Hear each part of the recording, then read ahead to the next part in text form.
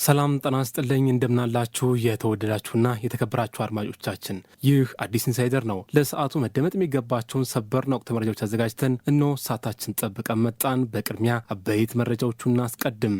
የኤርትራ ጦር ከሰሜን ምዕራብ የነበረውን ግዙፍ ኃይል ወደ ደቡባዊ የሀገሪቱ ክፍል እያሰፈረ መሆኑን የኤርትራ ሚዲያዎች ዘገቡ። በኤርትራ ከባለፈው ወር ጀምሮ ከፍተኛ የተባለ ወታደራዊ ዝግጅት እየተደረገ ሲሆን ሜካናይዝድ ጦሩም እየተንቀሳቀሰ እንደሚገኝ ተዘግቧል። በዝርዝር እናስደምጣቸዋለን። የህወሓት ከፍተኛ አመራር የሆኑት ወይዘሮ ፈትለወርቅ ገብረ እግዚአብሔር ሞንጀሪኖ ድርጅታቸው ከኤርትራ መንግስት ጋር ተገናኝታሉ በሚል ጥያቄ ቀርቦላቸው ከሆራይዘን ፍሪ ሚዲያ ጋር ባደረጉት ቃለ ምልልስ ሞንጀሪኖ እኛ ከጎረቤቶቻችን ጋር ሁሉ ሰላም እንፈልጋለን፣ ከኤርትራም ከሱዳንም ከአማራም ከአፋር ጋር ሰላም ነው የምንፈልገው ብለው ሌሎችም ያነሷቸው ዝርዝር ጉዳዮች አሉ። ሌላኛው የምታዳምጡ ዝርዝር መረጃ ነው። በኦሮሞ ነጻነት ሰራዊት ላይ በተካሄደ ዘመቻ በርካታ የመብት ጥሰት መፈጸሙን የኬንያ ብሔራዊ የሰብአዊ መብት ኮሚሽን ገልጿል። የኬንያ ፖሊስ ከታህሳስ ወር መጨረሻ አንስቶ በኦሮሞ ነጻነት ሰራዊት ላይ ኦፕሬሽን ኦንዳ ጃንጋሊ በሚል የከፈተው ዘመቻ በቅርበት እየተከታተለ መሆኑን ኮሚሽኑ አስታውቋል። በዚህ ጉዳይ የወጡ መረጃዎች አሉ። አድማጮቻችን እናንተ ከኛ ጋር ስቆዩ እነዚህና ለሰዓቱ መደመጥ የሚገባቸውን ሰበርና ወቅታዊ መረጃዎች ወደ እናንተ የምናደርስ ይሆናል። ለቻናላችን አዲስ ሆናችሁ የደውል ምልክቱን በመጫን ሰብስክራይብ፣ ሀሳብ አስተያየት ካላችሁ ኮሜንት ላይ ጻፉልን። ላይክ፣ ሼር እንዳይረሳ። ቀጥታ ወደ ዝርዝር መረጃዎቹ አለፍን። የኤርትራ ጦር ከሰሜን ምዕራብ የነበረውን ግዙፍ ኃይል ወደ ደቡባዊ የሀገሪቱ ክፍል እያሰፈረ መሆኑን የኤርትራ ሚዲያዎች ዘገቡ። በኤርትራ ከባለፈው ወር ጀምሮ ከፍተኛ የተባለ ወታደራዊ ዝግጅት እየተደረገ ሲሆን ሜካናይዝድ ጦሩም እየተንቀሳቀሰ ይገኛል። በሀገሪቱ በተላለፈው ወታደራዊ ትዕዛዝ መሰረት ከብሔራዊ ጦር ተለይተው የነበሩ ተጠባባቂ ወታደሮች በፍጥነት ጦሩን እንዲቀላቀሉ መደረጉ ይታወሳል። ወታደራዊ እንቅስቃሴው ሀገሪቱ ሰሞኑን ከኢትዮጵያ ጋር በገባችው የቃላት ምልልስ ጋር ተያይዞ ይሁን አይሁን የተባለ ነገር የለም። የህወሓት ከፍተኛ አመራር የሆኑት ወይዘሮ ፈትለወርቅ ገብረ እግዚአብሔር ሞንጀሪኖ ድርጅታቸው ከኤርትራ መንግስት ጋር ተገናኝቷል በሚል ጥያቄ ቀረበላቸው። ከሆራይዘን ፍሪ ሚዲያ ጋር ባደረጉት ቃለ ምልልስ ሞንጀሪኖ እኛ ከጎረቤቶቻችን ጋር ሁሉም ሰላም እንፈልጋለን፣ ከኤርትራም ከሱዳንም ከአማራም ከአፋርም ጋር ሰላም ነው የምንፈልገው፣ ከአካባቢያችን ሰላም መስራት ኃጢአት የለውም በሚል ጀምረዋል። ጠቅላይ ሚኒስትር አብይ አህመድ ራሳቸው ለህወሓት አመራሮች ከኤርትራ ጋር ሰላም ፍጠሩ ሲሉ ነበር በማለት ያስረዱት ሞንጀሪኖ የህወሓት ሰዎች ከኤርትራ አመራሮች ጋር ተገናኝተዋል ለሚለው ምላሽ ሲሰጡ በፍጹም ውሸት ነው ሲሉ ባለው ጉዳዩ ላይ ማብራሪያ ሰጥተዋል። ኢሳያስንም አብይንም መውጋት አንፈልግም፣ ጦርነቱ ከተጀመረ ግን ራሳችንን ለመከላከል እየተዘጋጀን ብለዋል። ጌታቸው ረዳ የኛ ፕሬዝዳንት አይደለም ያሉ ሲሆን በእኛ በኩል ጌታቸው ረዳን ከፕሬዝዳንትነት አውርደናል፣ አውጀናል ብለዋል። የእኛን ትዕዛዝ ተቀብሎ ፕሬዝዳንቱ ማንሳት ግን የፌዴራሉ መንግስት ነው ብለዋል። ጊዜ አስተዳደሩ ግን የማፍረስ እቅድ የለንም ያሉት ሞንጀሪኖ አሁን ላይ ያሉት የጊዜያዊ አስተዳደር አመራሮች ግን በእኛ በሚመራው ህወሓት መቀየር አለባቸው ብለዋል። የሽግግር መንግስት በተናጠል በክልል ደረጃ ሊመሰረት አይችልም ተባለ። በወቅታዊ ጉዳይ ከመኢአድ፣ ኢሃፓ፣ አማራ ጊዮናዊ ንቅናቄ፣ እናት ፓርቲ የተሰጠ መግለጫ አለ።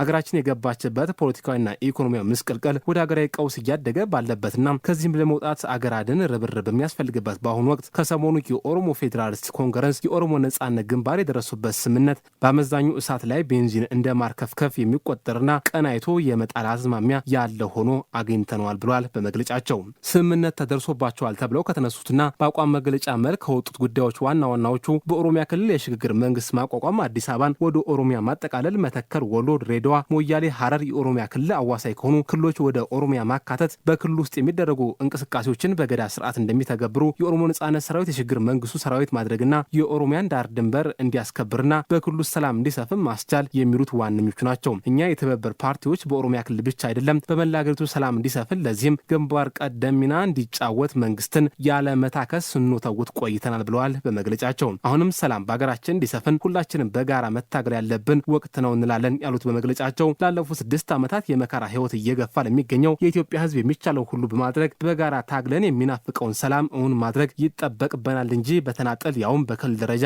ወርደን የሚመጣ ሰላም አይኖርም፣ የሀገራችን አንድነትም ማስጠበቅ አይቻልም ብለዋል። በአንድ ክልል ሊቋቋም የታሰበው የሽግግር መንግስት ሀገራችን አሁን ከምትገኝበት ሁኔታ የበለጠ ያመሰቃቅላል፣ ችግሮችንም ያባብሳል እንጂ መፍትሄ ሊሆን እንደማይችል መገንዘብ ያስፈልጋል ብለዋል። በሁሉም አካባቢ ሰላም ካልሰፈነ ማንም ወገን ብቻውን ነጻ አይወጣም፣ የትኛውም ክልል ውስጥ በተናጠል ሰላም አይሰፍንም። ስለሆነም በተናጠል በኦሮሚያ ክልል የሽግግር መንግስት ማቋቋም የሚለው አስተሳሰብ አጥብቀን እንቃወማለን ብለዋል። በአንድ በኩል ጦርነት ይቁም እያን፣ በሌላ በኩል ከአጎራባች ክልሎች ጋር ጦርነት እንቅጠም የሚሉ ከግጭት ጠመቃ የሚመነጩና እርስ በርስ የሚጣረሱ ክልሉን ጥቂት ፖለቲከኞችና የፖለቲካ ፓርቲዎች በሞኖፖል የያዙት ደሴት በማድረግና ራስን ብቸኛ ወኪል አድርጎ በማስቀመጥ አሁንም አሁንም የተጠያቂ ፖለቲካን የመጡብህ አይነት ቅስቀሳ የማራመድ የስልጣን ጠበኛ የዓላማ ተጋሪ መንፈስ ያዘለ አገራችን የገባችበትን ቀውስና ትልቁን ሀገራዊ ስዕል ያልተመለከተ ወይም መመልከት ያልፈለገ አካሄድ መሆኑን ለመረዳት አዳጋች አይደለም ብለዋል። ይህ አካሄድ በአገር ፍርስራሽ የራስን ጎጆ ለመቀልበስ ያለመ ቅርብ አዳሪ ፍትህ አልባ ኢመንግስታዊና ኢሞራላዊ ሆኖ አግኝተነዋል ሲሉ በመግለጫቸው አስታውቀዋል። በታሪክም በህገ መንግስቱም አዲስ አበባ የሁሉም ኢትዮጵያዊ ከተማ፣ የፌዴራል መንግስት መቀመጫ፣ ራሷን የቻለች የከተማ አስተዳደር የተዋቀረላት እንዲሁም በሽግግሩ ቻርተር ክልል የነበረች ከዚያም አልፎ የአፍሪካ ህብረት መቀመጫ የሆነች ከተማ የአንድን አጎራባች ክልል አድርጎ ማሰብና መጠየቅ ከቀን ቅዠት ከጸብ ያለሽ በዳቦ ተለይቶ የሚታይ አይደለም። በተጨማሪም መተከል፣ ወሎ፣ ድሬዳዋ፣ ሐረርም ሞያሌ ወደ ኦሮሚያ ለማጠቃለል መሻት ምናልባት በዚህ ጊዜ አብዛኞቹ ክልሎች በኢኮኖሚ በጦርነት የውስጥ ቁርቁስ የተዳከሙ በመሆናቸው ጎዶሎ ቀናቸውን ጠብቆ ወረራ ከመፈጸም ተለይቶ የማይታይና የስብስቡን ፍላጎት የመጨረሻ ግቡ የት ድረስ እንደሆነ ፍንትዋ አድርጎ የሚያሳይ ነው ብሏል በመግለጫው። እርግጥ አገራችን ውስጥ ጠያቂነት ስለጠፋ ዛሬ እንዳሻው መሆን መቻሉ ጠቅሞ ይሆናል። ምናልባት በኮሪደር ለማስም በከተማ ተፈናቃይ እረፍት አልባ የሆነው የአዲስ አበባ ህዝብ ለጥቀላው እያዘጋጁት ይሆን እንድንልም አስገድዷል ብለዋል። በአጠቃላይ በቅርቡ በኦነግና በኦፌኮ የተደረሰው ስምምነት ሀገራችንን በበርካታ አስርተ ዓመታት ወደ ኋላ የሚመልሳ ስለሆነ በዚህ ጊዜ ቀልብ ገዝቶ አገር አድን ርብርብ ማድረግ እንጂ ባልበላውም ጭሬ ላፈሰው መንፈስና በኢትዮጵያ ፍርስራሽ ላይ ጥቃቅን ጎጆዎች ለማቋም ከማሯሯጥ በአንድነት ተጋግዘን በሀገራችን ውስጥ ሰላም አስፍነን ዜጎችን በሰላማዊ ዲሞክራሲያዊ መንገድ ወኪሎቻቸውን በመምረጥ የዜጎችን መብቶች ሳይሸራረፉ የሚከበሩበት ኢትዮጵያን እውን ለማድረግ በጋራ ጠንክረን እንድንታገል ጥሪያችንን እናቀርባለን ብሏል።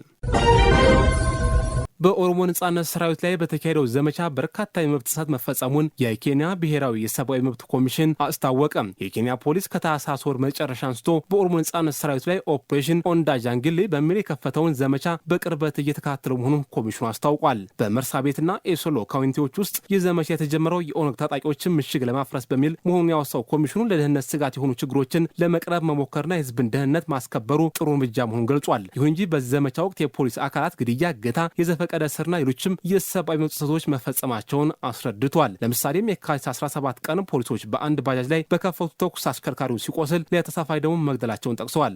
ቢያንስ 7 ሰዎች በፖሊስ ታፍነው የት እንደገቡ እንዳልታወቀ የገለጸው ኮሚሽኑ በርካታ ሰዎች ደግሞ ድብደባ እንደተፈጸመባቸው አስረድተዋል። በዚህ ዘመቻ አንድ ግለሰብ ከ5 ዓመት ልጃቸው ጋር መታሰራቸውና ከ150 በላይ ፍየሎቻቸውን፣ ሞተር ሳይክሎቻቸው በፖሊስ እንደተዘረፈባቸው ያስረዳው ኮሚሽኑ እነዚህ የተጠቀሱት የመብት ጥሰቶች በገለልተኛ አካል ምርመራ እንዲደረግባቸው አጥፊዎች ተጠያቂ እንዲሆኑም ጥሪ ቀርቧል።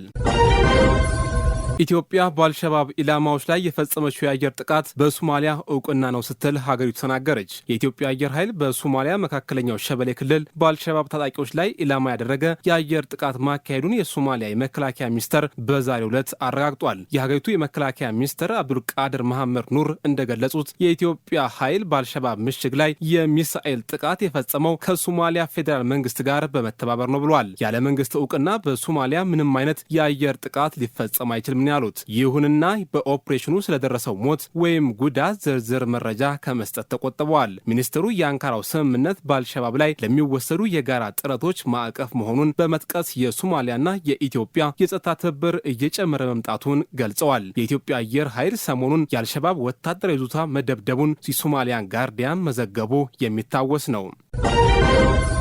በፍልሰት ዙሪያ የሚሰሩ የሲቪል ማህበረሰብ ድርጅቶች ፎረም ምስረታ በአዲስ አበባ እየተካሄደ ነው። በመድረኩ የፍትህ ሚኒስተር ዴኤታ ዶክተር ኤርሚያስ የማነ ብርሃን የሲቪል ማህበረሰብ ድርጅቶች የፍልሰተኞች ጥበቃ ስርዓት ከማጠናከርና ወደ ቀያቸው ከመመለስ አንጻር የጎላ ሚና እንዳላቸው ገልጸዋል። ድርጅቶቹ የጋራ ፎረም መስርተው በቅንጅት ለመስራት ቁርጠኛ መሆናቸውን ሚናቸውን በአግባቡ እንዲወጡ እንደሚያደርግና በፍልሰት አስተዳደር የተግባር ድግግሞሽና የሀብት ብክነት እንደሚያስቀር ጠቁመዋል። በተለይም እርስ በርሳቸው ትብብርና ገርነታቸውን ከማጠናከር ባለፈ የጋራ የመረጃ ልውውጥ ስርዓት ለመዘርጋት እንደሚያስችላቸው መናገራቸውንም ኢዜአ ዘግቧል። የሲቪል ማህበረሰብ ድርጅቶች በሰው የመነገድ ወንጀሎች ለመከላከል በሚደረገው ጥረት ሚናቸውን እንዲያጠናክሩ ሚኒስቴር ዴኤታው ጥሪ አቅርበዋል።